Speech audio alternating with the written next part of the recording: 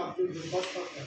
আমার বাবা গত 7 ডিসেম্বর 1976 সালে দিলওয়ারের নিকট হইতে ডিস্ট্রিক্ট পাবনা জমির মূল্যে 10 শতক জমি তত্ত্বাবধান হন এবং উক্ত জমিতে টিনশেড বাসা করে বসবাস করে আসি।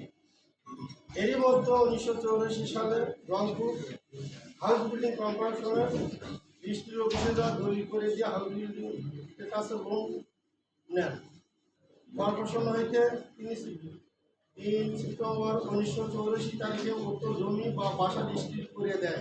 হাউস বিল্ডিং ছিল এটা বাসায়।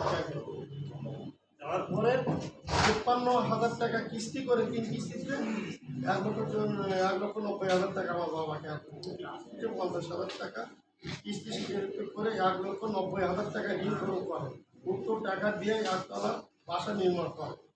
সেখানে আমরা সবাই মিলে বিমাতা ভাই, সৎ বোন, ভাই বোন আমরা সবাই মিলে থাকি। আমার বাবা উক্ত জমি বা বাসা দায়বদ্ধ থাকা সত্ত্বে ৩ মে 1993 তারিখে বিমাতা মা নামে একটি হেফাজত করে দেন। ওই ব্যাংকের লোন থাকা অবস্থায় দিচ্ছে। Bangladesh house building finance corporation এই ডাটা জানতে পারে ৮ জুলাই ২০০১ তারিখে গাইবান্ধা জেলা জজ আদালতে আমাদের বিরুদ্ধে একটি ঋণ পাওনা সুদের মূল্যে আদায় দাবি করে।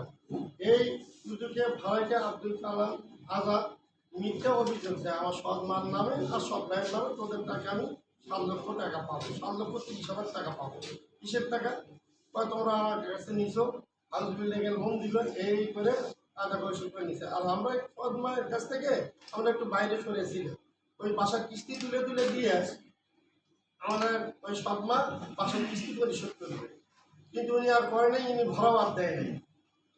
না দেওয়ায় ঋণ পাওনা সুদের মধ্যে ৩ টাকা বিএনপি দলীয় প্রভাব খাটিয়া সন্ত্রাসী কায়দায় বিমাতা ও ভাই নির্ভর জোর করেই নিচ্ছে ৭ শতক জমি ও বাসা সহ কবজা দলিল করে।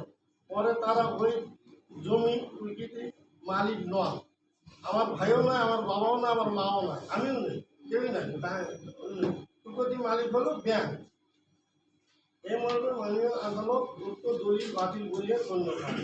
যে দলিলটা করে দিয়েছিল আবুল কালামের আজাদ আর ব্যাংকের লোন শোধ করার পরে যখন ব্যাংক লোন চলাকালীন অবস্থায় ওই দলিলকে অবৈধ বলে ঘোষণা করছে, সেটা এই যে দলিল বাতিলের এটা উনি যে দলিলটা করছিল সেটা হলো আপনার, এটা হলো এখানেই আছে।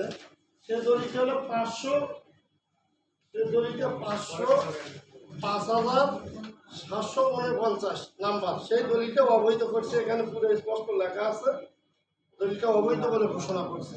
তখন আমি বললাম আবুল কালাম আজাদ, ভাই তুমি আমার বাসাটা ছাড়িয়ে দাও, আমরা অসহায় মানুষ, তুমি বড় নেতা, তুমি কোটি কোটি টাকা কারবার করো, আমার বাসাটা ছাড়িয়ে দাও ভাই। তখন দেয় নাই, করছে তুই এখান থেকে সরে যা, নাহলে তো কেটে গুলি করবো। এই কথা বলার পরে আমি ওখান থেকে সরে চলে আসি। আসার পরে আমি উকিলের সাথে উকিলে বলে তার জন্য একটা ভরাটি উচ্ছেদের মামলা করো। তখন আমি ভরাটি উচ্ছেদের মামলা করি। 13-14 মাস পর সে মামলাটার আমি রায় পাই। এটা হলো ব্যাংকের দলিল। ব্যাংকের যে দলিলটা করছে আবুল কালাম আজাদ, সে দলিলটা অবৈধ করছে হলো ব্যাংক, এটা হলো ব্যাংকের দলিল। আমি যে উচ্ছেদের মামলা করছি তারই রায় পাচ্ছি। এই দলিলটা অবৈধ বলে ঘোষণা করা হয়েছে, সেটাও লেখা আছে। আর ভরাটে কে বলছে তোমাকে 40 দিনের মতো বাসা ছেড়ে দিতে হবে। সে বাসা ছেড়ে দেয় না, ওই গাইবান্ধাতে আবার আপিল করে। আপিল করার কারণে